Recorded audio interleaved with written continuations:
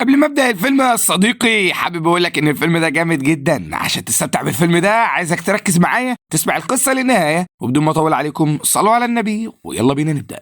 بتبدا الاحداث وبنشوف فيفان وهو بيهزر مع مراته انشيكا، وبالرغم من ان الهزار كان تقيل حبتين يا صديقي، بس ضرب الحبيب زي اكل الزبيب. بعد ما خلصوا هزار مع بعض بنشوف فيفان وهو بيسألها لو نفسها يخلفوا عيال في المستقبل. كل حاجة بتكون تمام وحياته ماشية زي الفل، بس فجأة وبدون مقدمات أنشيكا بتتعب جدا. ساعتها فيفان من غير تفكير بينقلها للمستشفى، وهناك بتكون المفاجأة، وده بعد ما أنشيكا بتعمل أشعة على القلب عشان الدكتور يفاجئ فيفان إنها مصابة بمرض وراثي في عضلة القلب بيكون عبارة عن تضخم فيها. وبالرغم من ان دي حاجة مش خطيرة قوي، لكنها ممكن في يوم من الايام تعمل توقف مفاجئ في عضلة القلب وتنهي حياة انشيكا. وساعتها فيفان اللي بنعرف بالصدفة ان هو كمان مصاب بنوع صعب من مرض السكر بيقرر يعمل اي حاجة عشان ينقذ مراته ويخليها تعمل عملية وتبقى كويسة. بس المشكلة ان مبلغ العملية كان ضخم جدا، وعشان كده انشيكا كانت مشفقة على فيفان. فضلت تقول له انه مستحيل يقدر يدبر مبلغ زي ده، لكن فيفان قالها ان سلامتها عنده بالدنيا وانه هيتصرف. لكن وبالرغم من انه يبان هادي قدامها صديقي، بس بينه وبين نفسه كان مضغوط جدا، خصوصا بعد ما حاول يتصرف ولو في جزء من المبلغ من صحابه، لكنهم كلهم ما قدروش يساعدوه. وقتها فيفان كان مضطر يلجأ للخطة البديلة، وعلشان كده قرر يبيع البيت علشان يقدر يجيب فلوس العملية. بننتقل بعدها بالأحداث للمستشفى وبنشوف فيفان وهو بيودع أنشيكا، وبالرغم من إن قلبها هي اللي تعبان، بس في الوقت ده فيفان هو اللي كان حاسس إن قلبه هيقف من القلق والخوف عليها. أنشيكا دخلت أوضة العمليات فعلا، وبعد ما كل ثانية عدت بسنة على فيفان، الدكتور بيخرج وبيطمنه إن العملية نجحت وإن مراته بقت زي الفل، ومسألة وقت وعضلة قلبها هتبقى أجمد من كريستيانو. وفي الوقت اللي فيفان كان موجود فيه مع مراته في المستشفى بنلاحظ حاجة مريبة بتحصل بره المستشفى يا صديقي، وده لما واحد بيقرب بشكل غريب من صندوق الزبالة بتاع المستشفى وبيسيب جواه مجموعة من الأكياس ما قدرناش نتعرف على اللي جواها. عاوزك تركز بقى معايا لأن الشقاوة هتبدأ بدري بدري في الفيلم. بنشوف واحد اسمه ساجو، بنعرف انه زعيم عصابة وبيكون معاه رجالته راكبين العربية ورايحين على المستشفى عشان ينفذوا خطتهم هناك. بيوصلوا فعلا، وبالرغم من ان سيستم امن المستشفى قوي جدا، لكن واحد من الموظفين اتعاون معاهم وخلاهم يدخلوا. وبنتفاجئ بعدها لما بنشوفهم بيفتحوا الصندوق اللي الراجل حط فيه الاكياس عشان نعرف ان الاكياس دي مليانة اسلحة. وفي نفس التوقيت تقريبا بيوصل للمستشفى مجرم بنعرف ان اسمه اجاي، زي ما بنعرف كمان انه خطير جدا ومحكوم عليه احكام مشددة. لكن سبب وجوده في المستشفى هو ان جهاز تنظيم ضربات القلب اللي هو مركبه حصل فيه مشكلة. والغريب في الموضوع هو ان الشرطة صديقي كانت حريصة جدا عليه ولا كأنه نجم نجوم العالم، وده لسبب غامض هنعرفه بعدين. وبعد ما الساعة بتيجي 7 بالظبط، ساجو بيدي تعليماته لرجالته يبدأوا ينفذوه. طبعا فيفان في نفس الوقت ده ما كانش عارف ولا حاسس بأي حاجة من اللي بتحصل. شفناه وهو بيتكلم مع أنشيكا وكان مطمن وفرحان جدا بسلامتها، علشان كده قدروا يخرجوا من المستشفى ويرجعوا لحياتهم بشكل طبيعي. لكنه فجأة افتكر انه نسي حاجة في العربية وعشان كده راح يجيبها، لكنه بمجرد ما راح الجراج العصابة اقتحمت المستشفى وخلصوا على كل حراس الأمن. وقتها فيفان سمع صوت ضرب النار وقرر يتحرك بسرعة ويرجع للمستشفى عشان ينقذ مراته. بس فجأة واحد من حراس الأمن الخاينين هجم عليه وكان عاوز يقتله. وبالرغم من ان فيفان في الموقف ده صديقي دماغه عملت ايرور وما كانش فاهم ايه السبب اللي ممكن يخلي حارس امن مستشفى يهاجمه، لكنه قال لنفسه مفيش وقت نضيعه ومسك الزبون شقلب وقلب عمل معاه الجلاشة وخلص عليه. بنلاحظ وقتها ان نوبة السكر بدأت تجيله، لكنه قدر ينقذ نفسه في اخر لحظة واخد العلاج. والمشكلة الكبيرة بالنسبة له كانت انه مش عارف يتواصل مع مراته، وده لان العصابة كانوا حاطين مشوش على كل الشبكات. وعلشان كده فيفان قرر يرجع المستشفى وينقذ مراته، بس طبعا حاجة زي كده كان لازم تتعمل بالطريقة، لان الحكاية لو بغشومية اكيد العصابة هيخلصوا عليه في اقل من ثانية. وجوه المستشفى الدنيا ما كانتش ألطف حاجة خالص، وده بعد ما ساجي قدر يسيطر على كل الناس اللي في المستشفى واخدهم رهاين وطلب منهم يعدوا يومهم بدل ما يخليه اخر يوم في حياتهم، وبعدها لم منهم كل الحاجات اللي معاهم. طبعا الناس وقتها صديقي كانوا مرعوبين، لكن أنشيكا كان عندها ثبات انفعالي عالي جدا، قدرت تخبي التليفون في هدومها من غير ما حد يشوفها، لأنها وبالرغم من إن مفيش شبكة في المستشفى بس كان عندها أمل إن التليفون ده ينقذها في وقت من الأوقات. وبعد كل المدعكة دي الشرطة بتوصل للمكان وبتحاصر المستشفى، بس طبعا ما كانوش قادرين يعملوا أي حاجة، وده لأن لو فكروا يعملوا أي شقاوة ساجي هيخلص على كل الرهاين اللي معاه. بنشوف قائدة الشرطة في المهمة دي وبنعرف إنها واحدة من أحسن المحققين في الهند، وعلشان كده اتكلمت مع الضباط بتوعها وقالت لهم لازم تكونوا عارفين إن أجاي ده واحد من أخطر تجار السلاح في العالم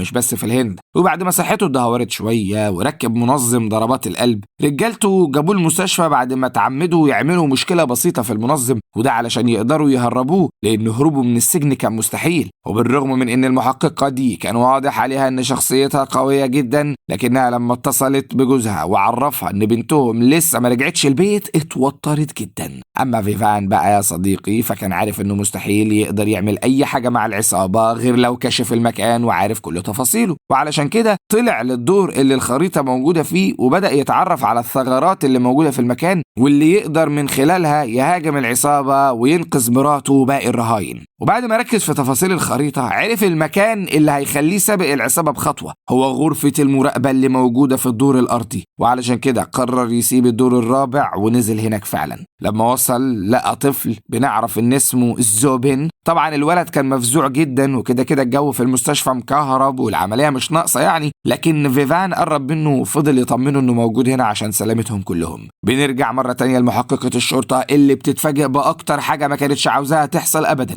وده لما بتشوف بنتها موجودة في نفس المكان ولابسة فيست كله متفجرات، وبتستنتج طبعا ان العصابة هي اللي ملبسها كده. وبالرغم من ان اللحظة دي كانت صعبة جدا، لكن المحققة كانت في منتهى الذكاء وقررت ما تتكلمش حتى مع بنتها ولا تبين اي حاجة، وده طبعا لان العصابة لو اكتشفوا ان دي بنتها هيبدأوا يبتزوها اكتر من الاول بكتير. زعيم العصابة بيتواصل مع المحققة وبيعرفها انه محتاج هليكوبتر، وبيفهمها ان كل الابواب ملغمة، ولو الشرطة قررت تقل عقلها وتعمل اي نمرة القصة هتنتهي نهاية مش لطيفة. اما فيفان فكان بيحاول يوصل لأوضة التحكم، وبعد ما وصل للغرفة بتاعة الرنين المغناطيسي واحد من العصابة بيكتشف مكانه وبيقرر يخلص عليه، لكن فيفان بيقل منه وبيديه. بعدها بيلاقي شنطة ما كانش عارف جواها ايه، وطبعا ساجو وقتها صديقي بدأ يحس ان في حاجة غلط لان رجالته عددهم بيقل، وواضح كده ان في حاجة بتحصل في المكان هو مش قادر يعرفها، وعلشان كده اتكلم مع رجالته في اللاسلكي قال لهم يدوروا على اللي قتل زمايلهم ويعملوا معاه الصح. لكن فيفان كان قاطع عليهم، سامع كل المحادثات بتاعتهم على اللاسلكي بتاع الراجل اللي هو لسه مخرتقه. وبعد ما فتح الشنطة اكتشف مفاجأة خطيرة جدا، وهي ان الشنطة جواها جهاز اللي بيتحكم في كل الألغام اللي العصابة زرعاها جوه المستشفى. وفي نفس الوقت ده بنشوف كل رجالة ساجو وهم شغالين وعاوزين يعرفوا بأي طريقة مين اللي هو اللي عمال يصطاد فيهم واحد ورا التاني ده، لحد ما واحد من العصابة كان موجود في غرفة التحكم قدر يوصل لكل المعلومات عن ساجو. وزي ما شفنا صديقي قد ايه ان فيفان نينجا في قتاله، بنعرف وقتها السبب في ده، خصوصا لان فيفان مدرب فنون قتالية واللي بيفكر يحلو بيعملوا طاجن فتة باللية. وبعد ما ساجو عرف المعلومات كلها بدأ يتكلم على اللاسلكي، وكان متأكد طبعا ان فيفان سمعه. قال له انا عارف انك سامعني، ولو ما جبتش الشنطة اللي معاك هخلص على كل الرهاين حتى لو الشرطة ما قربتش من المستشفى. ساعتها فيفان قرر يتكلم مع المحققة وبأعجوبة قدر يلقط شبكة، وعلشان كده اتكلم معاها وحاول يشرح لها الوضع، بس للأسف الشبكة ثواني وقعت تاني. علشان كده فيفان بيقرر يكمل طريقه وبيحاول يوصل لمراته وباقي الرهاين، لكن فجأة بيلاقي نفسه بتحاصر بعدد من رجالة العصابة وللأسف بيقدروا يمسكوه. وفي الوقت اللي اعتقدوا فيه انهم خلاص سيطروا عليه فيفان بيوريهم الوش التاني وبيقوم يعدمهم العافية. والمفاجأة بالنسبة لهم ما كانتش بس انهم اتحط عليهم، لكن لما تكتشفوا ان الجهاز اللي هم عاوزينه مش موجود اصلا في الشنطة. يعني من الاخر كده فيفان هو اللي يقدر يتحكم في كل الالغام اللي موجودة في المكان. وبعد ما بيسوي رجالة العصابة على الجريل بيتبقى واحد منهم كان اقواهم، لكن فيفان بيقدر يرمي جهاز متوصل بالكهرباء في المية وبيوقع الراجل بتاع العصابة في المية عشان يتكهرب ويموت. بس المشكلة يا صديقي كانت ان رجالة العصابة قدروا يعرفوا معلومة خطيرة جدا،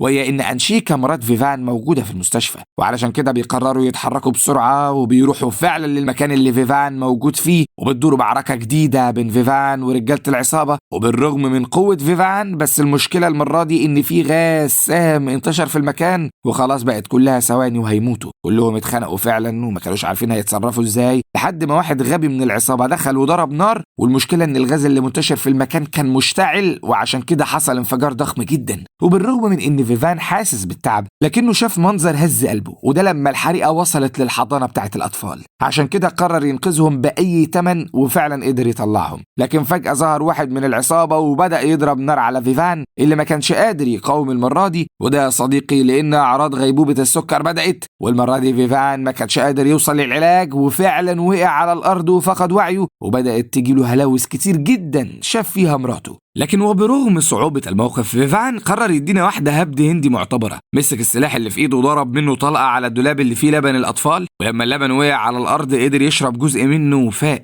وعشان كده بمجرد ما الراجل بتاع العصابة ظهر، فيفان استخدم السلاح اللي معاه وخلص عليه، عشان يكتشف بعدها ان في طفل لسه موجود في الحضانة. وبالرغم من ان الطفل كان خلاص هيموت، لكن فيفان أنقذه في اللحظة الأخيرة. وبعدها وصل أخيرا لأوضة التحكم، اكتشف ان العصابة عرفوا شكل أنشيكا، ودي حاجة خوفته جدا. لكن اللي طمنه شويه هو لما بص في الكاميرات واتاكد ان انشيكا بخير وموجوده مع باقي الرهاين، ودي حاجه اكدت له ان ساجو لسه ما عرفش اي حاجه. بس بيني وبينك يا صديقي، ساجو كان خلاص جاب اخره، وعشان كده سحب واحد من الاطفال وساله لو يعرف فيفان. وبالرغم من ان الواد يعرف اسمه، لكنه عمل نفسه مش من هنا وقال له ان دي اول مره يسمع الاسم ده في حياته. وقتها ساجو فقد اعصابه، جاب رئيسه الممرضات بتاعه المستشفى وقدام الكل خلص عليها بطريقه بشعه ورماها من ارتفاع عالي جدا، وده عشان يأكد للكل انه مش جاي المكان يهزر. وبعد ما خلص عليها اتكلم في اللاسلكي مع فيفان وقال له لو الشنطه ما رجعتش وانت جيت معاها هقتل كل الرهاين في دقايق. وقتها فيفان حس انه فعلا في مشكله حقيقيه، وعلشان كده حاول يوصل للمحققه وقدر فعلا انه يعمل ده بصعوبه. سألها عن تفاصيل الحوار، وساعتها المحققه قالت له ان منظم ضربات القلب بتاع اجاي ليه شفره مكونه من 8 ارقام. وقتها فيفان افتكر حاجه مهمه، وهي انه اتخايل بالرقم ده على ايد واحد من العصابه، بس المشكله انه مات، وفيفان ما كانش قادر يحدد بقى لو ايده لسه موجوده ولا تحول لقطع غيار. بس من حسن حظه انه لما راح لمكان الجثه اكتشف ان الارقام لسه موجوده وقدر ياخدها فعلا.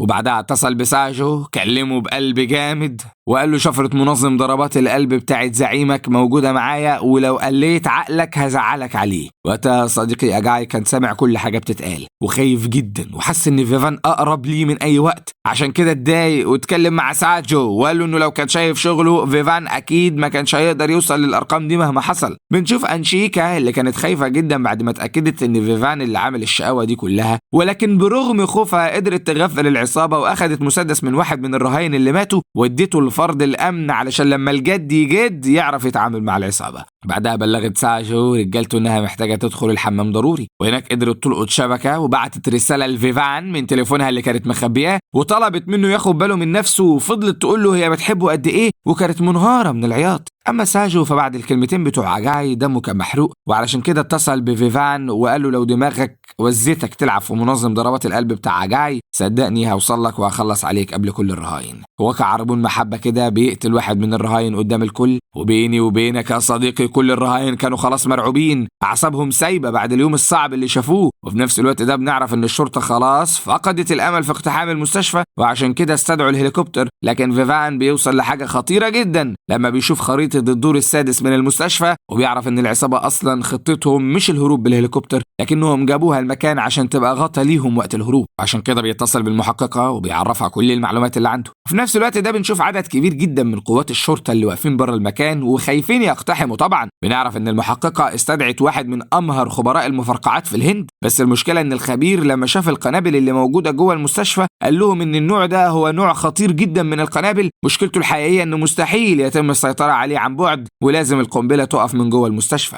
ولكن زوبين ومعاه واحد من الرهاين بيقدروا يغفلوا العصابة وبياخدوا تليفون علشان يصوروا القنبلة ويعرفوا خبير المفرقعات بكل تفاصيلها يمكن يقدر يساعد. بس فجأة صديقي زوبين بياخد قرار مجنون جدا وبيقطع واحد من أسلاك القنبلة، ومن حسن حظهم كلهم إن ده كان السلك الصح فعلا والقنبلة اتعطلت. وفي اللحظة دي بس معظم الرهاين قدروا يخرجوا من المكان، والشرطة كانوا فرحانين جدا إنهم طلعوا بأقل الخسائر. أما المحققة فبالرغم من شخصيتها القوية لكن كان جواها حنينة جدا، وعشان كده شفناها وهي حاضنة بنتها. ولما سألتها عن السبب اللي جابها هنا، بنتها قالت لها إنها بتحب واحد وفجأة تعب وهي نقلته للمستشفى. وبالرغم من ان البنت اساسا ما كانتش قالت لامها اي حاجه عن الحوار ده، لكن امها اخدتها في حضنها وكانت حرفيا مش مصدقه انها شافت بنتها مره تانية. اما فيفان فكان ناصب كمين لواحد من رجاله العصابه اللي طلعت الدور السادس عشان يشوف الدنيا بتقول ايه ويعرف هيهربوا ازاي. وقتها فيفان هجم عليه وفضل يديله بايديه وبرجليه، وبالرغم من قوه الزبون بتاع العصابه لكن فيفان خلص عليه. وطبعا مش محتاج اقول لك يا صديقي قد ايه ساجو في الوقت ده كان هيتجنن، لانه اخد قفا معتبر، وعلشان كده وصل لقنبله تانية وحدفها علشان يعاقب باقي الرهاين اللي ما قدروش يهربوا. بننتقل بالمشهد بعد كده عشان نشوف واحد من العصابه وهو لسه مخلي معاه عدد من الرهاين، وبنلاحظ ان انشيكا واحده منهم. ومن سوء حظ الزبون انه وصل لنفس المكان اللي فيفان موجوده فيه، وبمجرد ما انشيكا شافته نادت عليه، وساعتها فيفان قرر يعمل للراجل بتاع العصابه مرمى كهربا كده على الضيق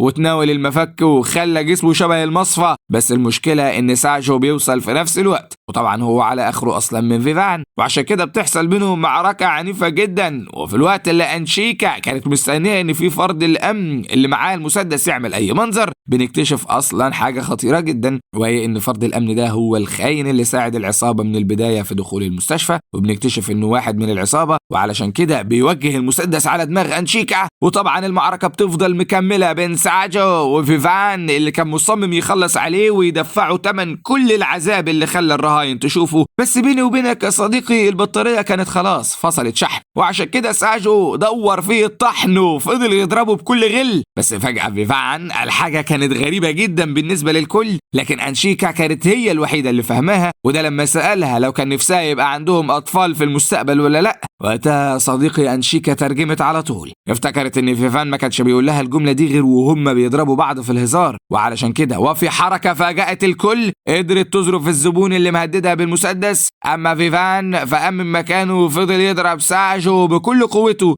لحد ما اتزنقوا هما الاتنين عند الاسانسير اللي كان نازل باقصى سرعه. وبالرغم من ان ساجو خلاص بيموت لكنه كان مصمم ياخد فيفان معاه، وعشان كده فضل ماسكه من رقبته. لكن فيفان قدر انه يتخلص منه في اللحظه المناسبه وخلع عشان الاسانسير ينزل ويعمل من ساجو كفته. بنشوف بعدها المحققه وهي بتقبض على اجاي اللي فضل يقول لها ولا حد هيقدر يعمل معايا حاجه، وكل المسؤولين خايفين عليا لان لو مت هتنتشر معلومات تاني محدش قدها. وساعتها المحققه قالت له هو ماله يا اخويا تنتشر، وظرفته كام طلقه وخلصت عليه. عشان نشوف فيفان وانشيكا بعد ما خرجوا من المستشفى وكانوا طايرين من الفرحه وحرفيا مش مصدقين انهم لسه عايشين. هنا بيخلص فيلمنا، فما تنساش بقى لو الفيلم عجبك يا صديقي تحط لايك، تسيب كومنت جميل، وتشترك في القناه وتفعل زر الجرس عشان يوصلك كل جديد.